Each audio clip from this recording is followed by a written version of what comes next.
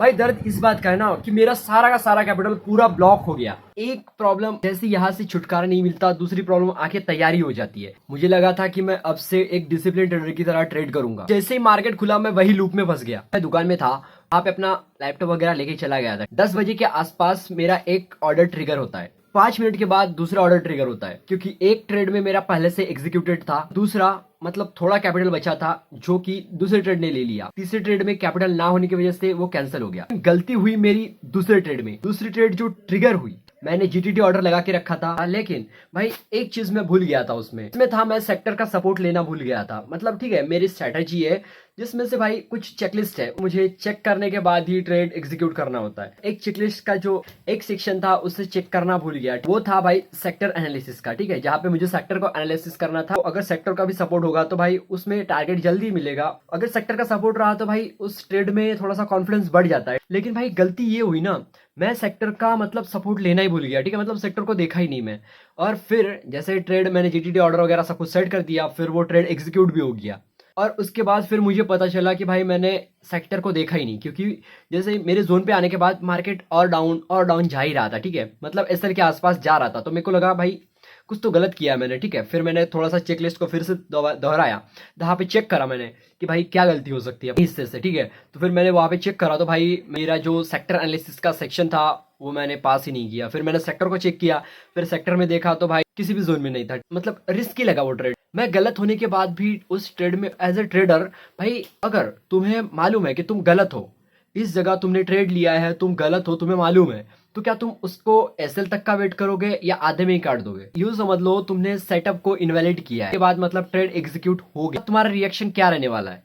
बस यही हुआ है मेरे साथ। जो एक क्राइटेरिया था उसे मिस कर दिया, और भाई उसकी वजह से फिर मेरे को लॉस होने लगा। वहां पे अनवांटेड पैसा फंस गया। ठीक है, उसके दूसरी ट्रेड जो मेरी ट्रिगर हुई थी वो प्रॉपर मतलब टारगेट की तरफ जा रही थी, लेकिन उसके पहले ये ट्रिगर हो गई, तो इस वजह से भाई इसमें मेरा पैसा फंस गया। ठीक है, फंसा तो फंसा, वो ठीक है, लेकिन वो लॉस भी दे रहा है। लेकिन भाई मैं फिर भी लॉस में रुक गया। कल का फ्राइडे था, फ्राइडे का ट्रेड मैंने उसे कट भी नहीं किया। सुबह सुबह देखा तो मैं मतलब कॉस्ट टू कॉस्ट चला गया था, फिर एक बार डाउन गया था, फिर कॉस्ट टू कॉस्ट आ गया था। मुझे को लगा कि भाई वो रिकवर कर सकता है, उस वजह से मैं रुक गया। और फिर डे एंड के बाद फिर मैंने चेक करा तो हाफ ऑफ एसएल खा लिया है। ठीक है, मतलब एसएल के हाफ चला गया है वो। मतलब भाई बताने वाली ये बात है कि मैं हर बार मतलब ट्रेड लेने के लिए इतना क्यों उतावला हो जाता हूँ। जैसे ऑप्शन ट्रेडिंग में होता था ना भाई, मतलब खाली रहना ही नहीं है। ठीक है, बस ग्रीन रेड दिखना चाहिए आदमी को, और वो एक गैम्बलर की निशानी थी।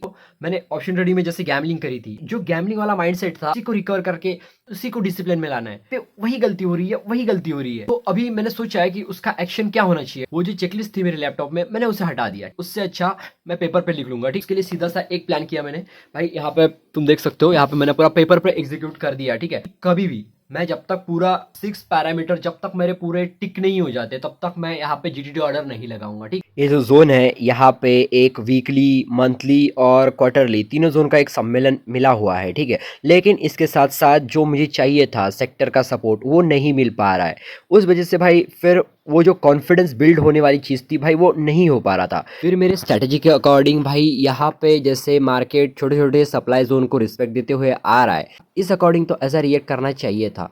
तो उसी स्टडी को प्रूव करने के लिए मैंने यहाँ पे जो अपना मेजरमेंट है वो लगा दिया है। तो आगे देखना यही है क्या होता है। ये सब हुआ है भाई मेरी गलती के कारण। ठीक, बहुत दिन हो गए थे भाई, ट्रेड नहीं मिल रही थी, तो मैंने यहाँ पे अग्रेसिवली ट्रेड ले लिया। ठीक है, लेकिन भाई कुछ क्राइटेरिया था जिससे मैंने मतलब फुलफिल नहीं किया था। इस गलती को मैं दोबारा तो नहीं दोहराने वाला। ठीक है, क्योंकि ये गलती मेरे को बहुत महंगे में पड़ गई थी।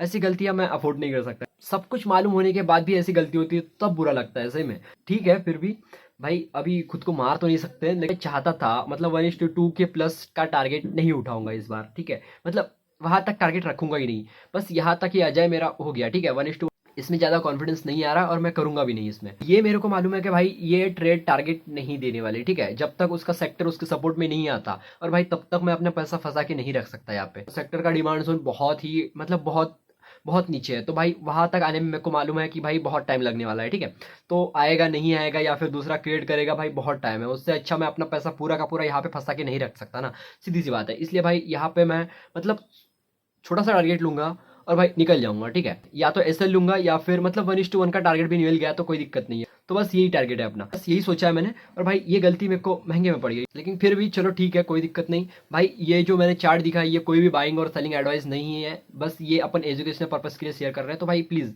इसे कोई भी बाइंग और सेलिंग एडवाइस ना माने, ठीक है। वैसे स्टॉक का नाम मैंने बताया नहीं है, और भाई वो थोड़ा सा गवर्नमेंट के रूल है, इस वजह से नहीं दिखा सकते, ठीक भाई। अपन यहाँ पे स्विंग ट्रेडिंग सीख रहे हैं, यहाँ पे प्रॉपर डिसिप्लिन फॉलो करना होता है। यहाँ स्ट्रेस कम है, लेकिन भाई जो भी है फुल फोकस के साथ, फुल डिसिप्लिन के साथ करना होता है, ठीक है। यहाँ पे मैंने थोड़ा सा अग्रेसिवली काम कर दिया, जो कि गलत हुआ मेरे हिसाब से, मतलब गलत किया मेरे हिसाब से। चलो कोई ना, या तो एसएल मिलेगा या तो टारगेट मिलेगा, जो भी मिलेगा सही है, खुशी खुशी एक्सेप्ट कर लेंगे। इसके लिए मैंने एक दूसरा सोल्यूशन निकाला है, वो भाई मैं अगले वीडियो में शेयर करूंगा। भाई स्विंग ट्रेडिंग के लिए एक प्रॉपर मतलब इजी रोड मैप क्या होगा, मतलब स्विंग ट्रेडिंग अपन किस तरीके से कर सकेंगे, भाई इसका एक सोल्यूशन निकाला है मैंने। वो वाली स्ट्रेटेजी मैं नेक्स्ट वीडियो में शेयर करूंगा, ठीक है। तो चलो, तो भाई बस आज के वीडियो में बस इतना ही, मिलते हैं नेक्स्ट वीडियो में, तब तक के लिए